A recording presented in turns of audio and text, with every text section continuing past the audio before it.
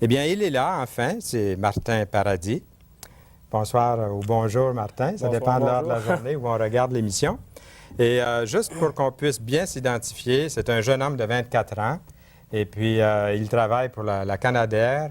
Et qu'est-ce que c'est que vous faites à part de ça dans la vie? Parlez-nous un peu de votre famille, de votre travail, et puis là, on va pouvoir vraiment s'identifier avec toi, Martin. Je suis assembleur à Canadair depuis 1990. 90-91. Et puis, bon, là-bas, on fait toutes sortes d'assemblages d'avions. On travaille sur Regional Jet, Challenger. Il y a beaucoup de choses qui se font là-bas. En tant que chrétien, on a parti une petite église chez nous à Vancouver, c'est-à-dire à Sainte-Anne-des-Plaines. Une église maison, comme on appelle. Une petite église maison, oui. Ouais. Une couple de personnes qui viennent. On en attend d'autres, le plus possible. Pas mal de plaisir à ce niveau-là. Puis, ça fait pas tellement longtemps que vous êtes mariés? Ah, ben non, on s'est mariés, ça fait 1 an et demi environ. On s'est mariés le 15 juillet l'année passée. Et puis, vous avez eu de nombreux enfants suite à ça? On va commencer par un. OK, vous avez un petit bébé à la maison? Une petite Jessica, fille. Oui. Elle est jeune encore? Elle a 4 mois. C'est quelque... Félicitations. Merci. Un jeune couple, ça en fait des choses d'entrepris. En peu de temps? Ben oui. En peu de temps, oui. Le Seigneur bénit vraiment votre vie. Ouais. Eh bien, on va passer à cette nouvelle vie que Dieu vous a donnée, à Jennifer. Elle s'appelle Jennifer. Elle parle un petit peu le français, je crois. Oui, bien, elle comprend. Elle commence à comprendre beaucoup. Elle vient de Vancouver, donc c'est pas évident, là, mais ça s'en vient tranquillement. C'est loin, Vancouver, d'ici, hein? 6 heures d'avion. Oui, OK. Elle commence à... elle ne trouve pas ça trop difficile, le changement? Bien, l'adaptation était difficile au début, mais maintenant, avec l'aide de Dieu, là, elle passe au travers. C'est beau de vous voir aller comme ça. Eh bien, pourquoi avoir choisi de croire à l'âge, je ne sais pas quel âge que tu avais? J'avais 19 ans, mais c'est toute une histoire. Oui, bon. Est-ce qu'on peut savoir? Ben oui, ce qui arrive... Prends vraiment ton temps et raconte-nous, ça nous intéresse. Ce qui arrive, c'est que avant de donner ma vie au Seigneur, je lisais beaucoup la Bible, sans comprendre, évidemment.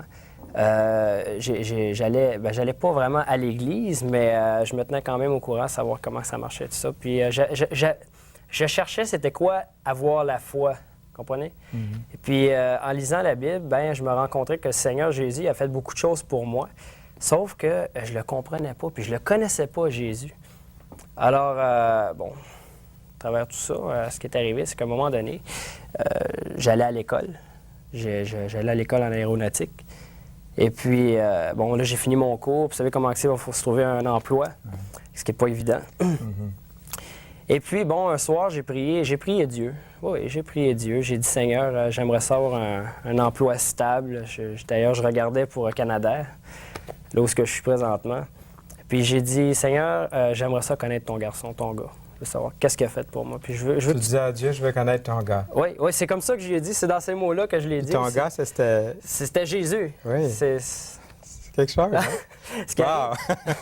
C'est la première fois C'est la 470e émission, puis c'est la première fois que j'entends parler du Fils de Dieu comme le gars de Jésus, mais c'est son gars. Oui, bien, ce qui arrive, c'est que j'ai toujours été capable de parler à Dieu comme étant un ami, comprenez? Je pense que c'est la façon de parler à Dieu aussi. Totalement. Puis c'est ça que j'ai développé aussi dans le cours de ma vie chrétienne. Ah oui, beaucoup de respect.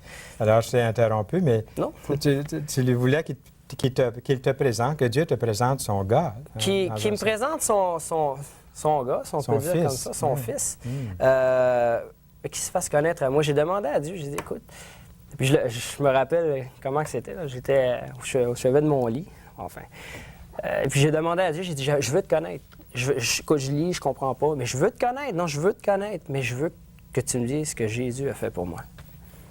Puis, bon, là, le temps a passé, tout ça. Je travaillais dans un endroit qui n'était pas... Tu te mettais ces idées-là dans la tête, là? Ah, aujourd'hui, je le sais. Aujourd'hui, je te laisse continuer. Aujourd'hui, je suis certain que c'est le Seigneur qui m'a attiré à ça. Oui. Le Seigneur m'a attiré à le connaître, je veux dire... D'avoir ces idées de prier comme ça. Ah ben parce que je lisais beaucoup l'Évangile, puis plus jeune aussi, on allait à l'église catholique dans le temps avec mes parents. Et puis donc, ça m'a comme ouvert une porte à dire, ben il y a un Dieu, puis c'est un Dieu qui est bon. T'sais. Une bonne préparation. Oui, exactement. Je me rappelle, c'est assez comique, je me rappelle à un moment donné que j'avais un hôtel dans ma chambre dans le temps. Là, je m'étais préparé, je m'étais fait un hôtel avec des petites affaires de Bible, crucifix, tout ça. Mais là, aujourd'hui, ça a beaucoup changé, là, mais c'était dans ce temps-là quand même. J'avais une porte ouverte au Seigneur. Donc, j'ai demandé à Dieu de se faire connaître à moi. Puis, cette même soir-là, j'ai demandé à Dieu, j'ai dit, en même temps, je n'irais pas ça avoir une bonne job. Vous savez comment c'est quand on prie? Encore, en tout cas. Mais oui. La réponse, 3 mois après, aujourd'hui, j'en parle, puis j'en ai encore des frissons. Là. 3 mois après, ce qui est arrivé, c'est que j'ai reçu un téléphone. Ma mère a reçu un téléphone de Canadair. Elle me rejoint où je travaillais. Je travaillais à Saint-Hubert, à Realmont, je me rappelle. Et puis ma mère, elle m'a dit, bon, ben écoute, tu as une entrevue à Canadair. Donc moi, j'étais content de ça. Puis encore là, j'ai remercié Dieu. Parce que j'allais toujours vers Dieu. Mais il faut comprendre que j'allais vers Dieu. Aujourd'hui, je sais, j'allais vers Dieu, mais je n'étais pas sauvé. Okay. J'allais vers un Dieu inconnu à moi. Donc, je suis rentré à Canadair. Et puis, je me rappellerai toujours d'un gars qui travaillait à Canadair, Roger Béliveau. À tous les midis, il était assis en bas parce qu'on travaille sur des jigs. C'est assez haut, là. Et puis, ce gars-là, lui, il mangeait son lunch, puis il lisait la Bible. Le gars, dans mes mots à moi, le gars, c'était un weird. Ah oui? Puis les gens me disaient, approche-toi pas de ce gars-là. Là. C'est un gars, là, le gars, il lit la Bible, puis c'est un chrétien. Là.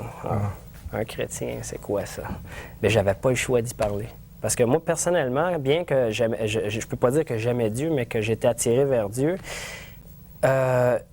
c'est comme chrétien, ça m'attirait pas plus qu'il faut, comprenez? Ça me faisait peur, puis ça. Mais j'avais pas le choix de parler à ce gars-là parce que ça donne que c'était mon inspecteur. Donc, gloire à Dieu. Encore une fois. C'est arrangé avec le gars des vues, comme on dit. Ça a l'air à ça, hein? Donc, tout en travaillant, il a commencé à me parler de sa foi, de Jésus. Mais tu sais, au début, c'était comme Jésus. Tout le monde me parle de Jésus. Jésus, c'est dans ma chambre, puis avec ma Bible. Puis, puis finalement, plus qu'on a parlé, plus que j'ai découvert que c'était bon ce qu'il avait à dire. C'était bon. C'est comme mon cœur s'ouvrait, puis j'écoutais beaucoup de musique. J'avais beaucoup de collections de musique, je dirais, satanique, là, bien heavy, là, avec des paroles assez... pas trop bonnes, mettons. Maléfique, hein? Oui, exactement. Et puis lui, puis je parlais pas anglais dans ce temps-là. Aujourd'hui, oui, grâce à ma femme, on a parlé tantôt. Lui, il me traduisait ce que la musique disait. Et puis, je sais pas que je peux dire ça. Hein. C'est parce que c'est comique, dans le fond. Il y en a qui vont peut-être rire, là. Mais quand j'ai pris la décision de donner ma vie à Dieu, j'écoutais une chanson de AC/DC. C'est Hell's Bells, si je me rappelle bien. Puis Roger me l'avait traduit. J'étais allé chez eux parce que j'avais des problèmes avec mes freins. Puis on était devenus amis, là, tu sais, copains. C'était un bon gars, ça, dans le parler. Et puis, là, on est dans la voiture, comprends-tu? Fait que je mets la cassette, puis il me traduit, puis il me dit, écoute, ça, il dit, le gars, il dit ça, mais la Bible, elle dit ça. Wow! Comprends-tu? Là, lui, il sort du char, puis là, ouais, c'est ça, ouais. Je remets la cassette, hein. Moi, je m'en vais chez nous, pas de problème, avec la musique dans le fond. Sauf que là, ça me revient ce qu'il m'a dit. Wow, c'est vrai. Je me suis fait embarquer. C'est vrai, c'est ça qu'il dit dans la cassette. C'est pas bon ce qu'il dit. Puis c'est vrai, je me rappelle, j'ai lu que la Bible dit ça. Puis lui, il dit ça. Puis il disait... Est-ce que je peux traduire ce que ça disait dans la cassette? Pas, on y va. Hein? Les gens écoutent tout ça. Oui, bien ça disait... Si c'est pas bon, je ferai bip pendant que tu parles. Je suis sûr qu'il y en a beaucoup qui l'écoutent. Oui, vas-y, on t'écoute. On est tous assez grands. Si c'est des choses que les enfants ne peuvent pas entendre, on va... Oh non, c'est pas à ce point-là. Mais ça serait bon que tu mentionnes. Bien, c'est bon parce que ce qu'on se rend pas compte en écoutant cette musique-là, c'est que à quel point qu'on se fait embarquer, puis c'est négatif, puis tout ça. Puis cette chanson-là disait I'm coming to get you, Satan's gonna get you on Hell's Bells. Puis ça disait, je m'en viens te chercher, Satan va venir te chercher sur les cloches de l'enfer, en tout cas. Une histoire, là. Oui, OK. C'est à ce moment-là, je me suis rendu compte que c'était vrai, qu'est-ce qu'il disait. Il l'avait traduit, puis ça m'a fait peur. Tu as eu des frissons, là, Oui, j'ai eu des pour le, frissons. pour le vrai. Pour de vrai. Donc, qu'est-ce que j'ai fait? Même si j'avais de l'air, tu sais, cool, puis tout ça, non, je l'ai pris puis je l'ai jeté. En auto, j'aurais pas dû faire ça, le jeter le bord de la fenêtre, là. Je sais que c'est pas bien. C'est 200 $ d'amende, hein, quand Oui, je le sais. Gloire à Dieu, j'en ai pas eu. Mais enfin. Mais tu t'es débarrassé Je me suis débarrassé de quelque chose qui était très nocif, très dangereux. Très nocif, oui. Là, je suis arrivé chez nous ce soir-là. Et puis, bon, là, j'avais ma chambre en bas. Je suis descendu en bas. J'ai pris toutes mes cassettes, puis j'en avais des cassettes. Dieu m'en est témoin, là, j'avais 200-300 $ de matériel là, que j'ai pris dans un gros sac vert. J'ai mis ça dans les poubelles en haut, puis je pleurais. Parce que pour moi, je rejetais Satan. Puis quand je me suis rendu compte que je pleurais parce que je rejetais Satan, je me suis dit, il était temps. Si je pleure parce que je rejette Satan, parce que je veux pas m'en défaire, c'est parce qu'il est temps. Aïe, aïe, aïe. Oui. Oui. Oui, oui. C'est à ce moment-là, je me suis mis à genoux et j'ai dit, ben écoute, d'après ce que j'ai lu, d'après ce que j'ai entendu, t'es mort pour moi, là je te connais, je veux te connaître plus. Lave-moi. Tu as dit ça au Seigneur. J'ai dit ça à Jésus. Quand tu dis lave-moi, c'est parce que tu pensais à Jésus qui meurt sur la croix puis qui verse son sang. Oui. Puis il m'a nettoyé. Parce qu'il m'a pardonné. Même si j'écoutais ça, il m'a pardonné. Entièrement. Entièrement. Incroyable. Enfin. C'est un beau mot de conversion au Seigneur. C'est pas une secte, c'est pas une religion, oh, non. C'est pas une dénomination quelconque. Il m'a pas attiré vers une secte, c'est vers Jésus. C'est important de dire ça parce que les gens t'écoutent, puis peut-être qu'il y en a, peut-être pas tous. Il y en a qui disent peut-être, bien, Martin Paradis, peut-être qu'il y a eu un lavage de cerveau. On t'a écouté, mais il ne semble pas y avoir eu de l'influence de l'extérieur. Non, c'était vraiment tu t'es adressé à Dieu, puis il a répondu comme ça par sa parole. Et puis, tu désires le servir aujourd'hui. Oh, oui. Mais il y avait une autre question. Est-ce que ta vie, à partir de ce moment-là, a changé? Quelles furent les transformations visibles? Ça, c'est assez comique, parce que je m'en suis rendu compte tout de suite. Oui. Je vais essayer de faire... on en a parlé un petit peu avant l'émission, hein. Avant que le Seigneur vienne dans ma vie, tout était gris. Aujourd'hui, c'est noir et blanc.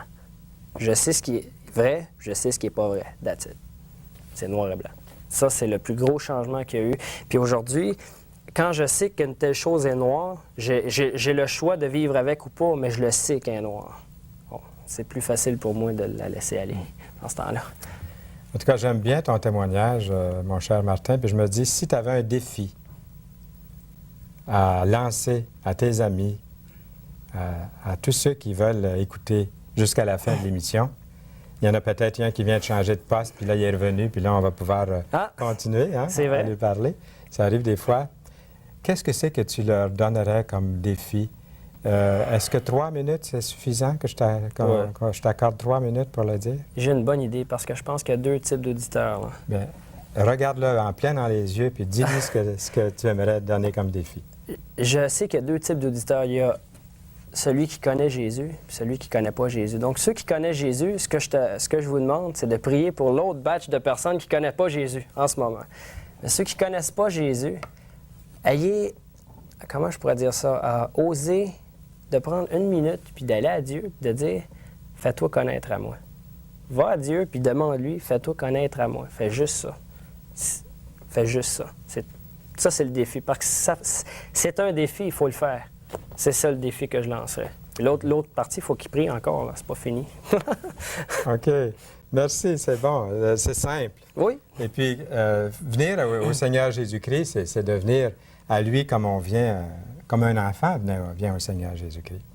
Maintenant, Martin, on ne le cache à personne. Tu vas nous chanter quelque chose aujourd'hui à l'émission. Et puis, ça vient comment, ça? C'est venu comment, ça, ces chansons-là? Ces chansons-là, c'est après avoir donné ma vie au Seigneur. Je m'étais adonné à la guitare avant, mais ça s'est perfectionné. Puis j'avais comme quelque chose à dire. Je voulais mettre mon témoignage sur papier. Puis toutes les chansons que j'ai écrites, c'est des choses que j'ai vécues. Comme la cassette, on a une cassette ici sur la table. Là. Cette cassette-là, comment est-ce que c'est que c'est venu, ça? C'est des chansons, la musique, puis la composition des paroles, tout ça? Ça, c'est incroyable. C'est incroyable. C'est comique parce qu'on n'en a pas parlé de ça, mais chaque fois que j'ai écrit une chanson, ça a pris 15-20 minutes avec la musique, tout le kit. Puis, c'était bon. Puis si je cherchais, je déchirais, puis je l'achetais. Si je cherchais les mots, je déchirais. J'attendais, je voulais vraiment que ça vienne tout d'un coup. Une inspiration là, qui venait de Dieu. Oui. Tu voulais vraiment c'est tous des témoignages. Des témoignages? Oui, c'est des témoignages. J'ai lu ces chants-là, puis ils disent quelque chose. Hein? C'est un message. Ouais. Du commencement à la fin, il y a un suivi. Alors, de ma vie spirituelle, en gros. Donc, ce sont des chansons que tu as composées toi-même, musique et paroles. Oui.